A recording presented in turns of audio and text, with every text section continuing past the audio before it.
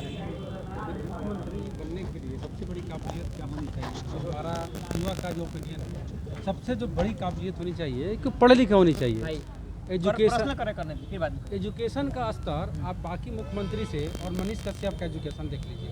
अभी मौजूदा सरकार में हम लोग देखते हैं ना, सरकार का जो फोकस है वो शिक्षित नहीं साक्षर बनाने पर है। अच्छा। और शिक्षित और साक्षर में बहुत फर्क होता है। साक्षर का मतलब ये वो चीज़ भूल गए जी। बिहार में जानते हैं, हाँ। बिहार में रोजगार की बात नहीं होती है, शिक्षा की बात नहीं है। शिक्षा की बात मत कीजिए।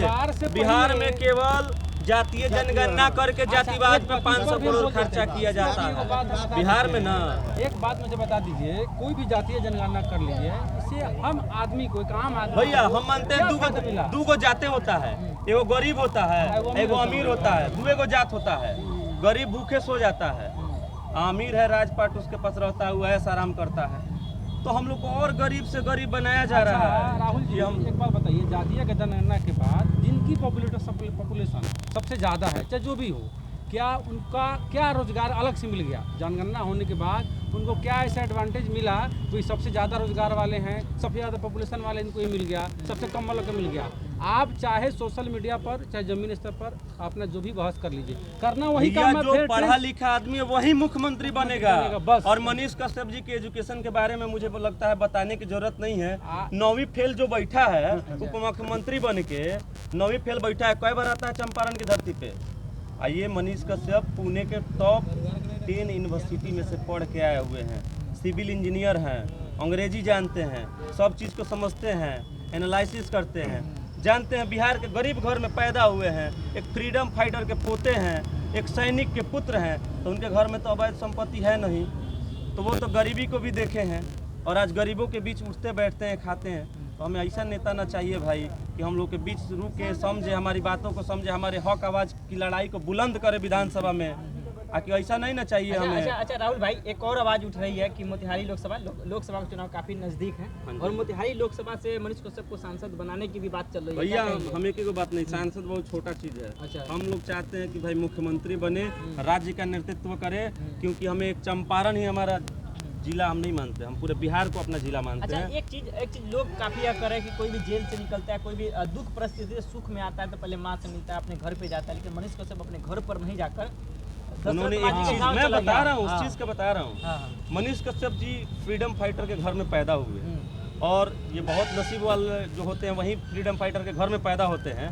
और उन्होंने इसलिए वो वहाँ पे मांझी जी के घर पे इसलिए गए, दशरथ मांझी जी के घर पे, कि जैसे दशरथ मांझी ने पहाड़ को तोड़ तोड़ करके रास्ता बना दिया, हिम्मत नहीं हारे, उसी प्रकार से मनीष कश्यप ने भी ये ठाना है कि जब तक तोड़ेंगे नहीं तब तक छोड़ेंगे नहीं।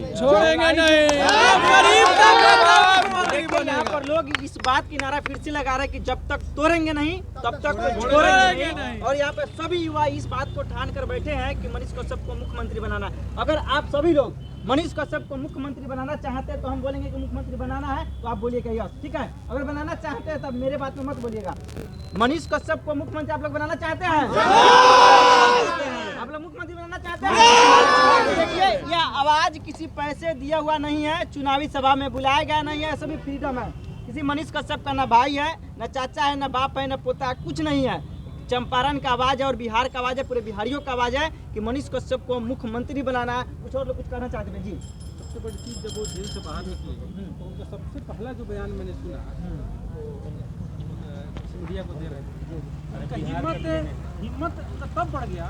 उनको लगा कि जब मैं 9 महीने अंदर था तो उनको लोग भूल गए हूँ, उनका जो समर्थन है कम हो जाएगा। लेकिन जैसे गए थे, वो बोला ना मनीष कश्यप बन के गए थे, सन ऑफ चंपारण बन के, सन ऑफ बिहार बन गए थे और निकले हैं बिहार के लाल बन के और सन ऑफ भारत बन के निकले हैं। उनके अंदर जोश आया। ये 9 महीने तक जो अंदर थे, जो आप लोगों ने, हमारे तरह अगर आपकी तरह जो यूट्यूबर हैं या बाकी हम लोग की तरह युवा हैं, 9 महीने तक उनका अंदर थे, लेकिन बाहर से फील नहीं होने दिया कि आप अकेले नहीं हैं, आपके साथ जितना लोग पहले भी था दुगुना ताकत से अभी भी है।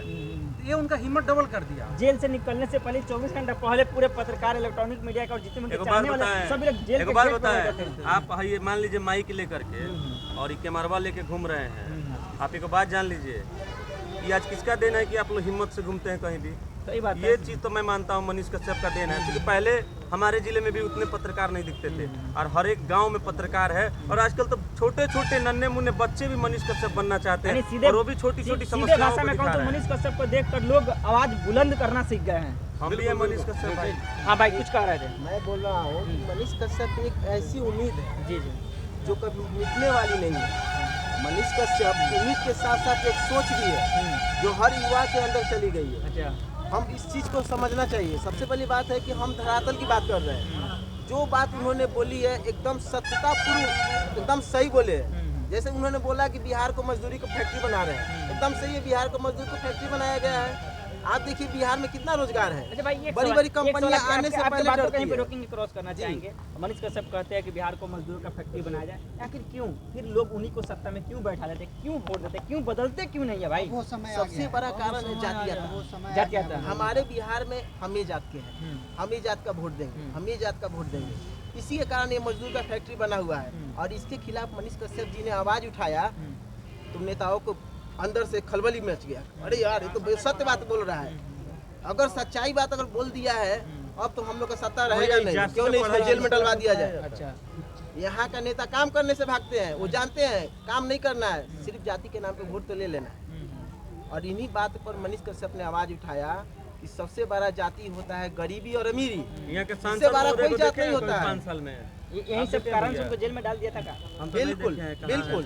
जब सत्य उन्होंने बोलना शुरू किया, नेताओं को लग गया कि भैया अब मेरे खिलाफ कोई बोलने वाला आ गया है बिहार में। पहले बिहार में कोई नहीं बोलता था, अब तो मेरे खिलाफ बोल रहा है। ये मेरे बाप दादा का जागीर था, पहले बाबूजी राज किए, अब हम राज कर रहे हैं, आने वाला बेटा राज करेगा, दूसरा कहाँ से आ जाएगा? यही चीज उनको जलन हो गया। और इनको किसी भी कारण तो डालना था जेल। कितना दिन से बहाना ढूंढ रहे होंगे कि हमारे खिलाफ बोल रहे हैं, बीजेपी के खिलाफ बोल रहे हैं, बीजेपी क्यों नहीं जेल में डलवा दिया? लेकिन इनको दादागिरी है बिहार में। अच्छा, इनके खिलाफ कोई नहीं, हाँ, इनके खिलाफ कोई नहीं बोलना अब चाहिए। लोग यह करे कि सरकार मनीष कश्यप को जेल में डालकर मनीष कश्यप को और मजबूत कर दिया।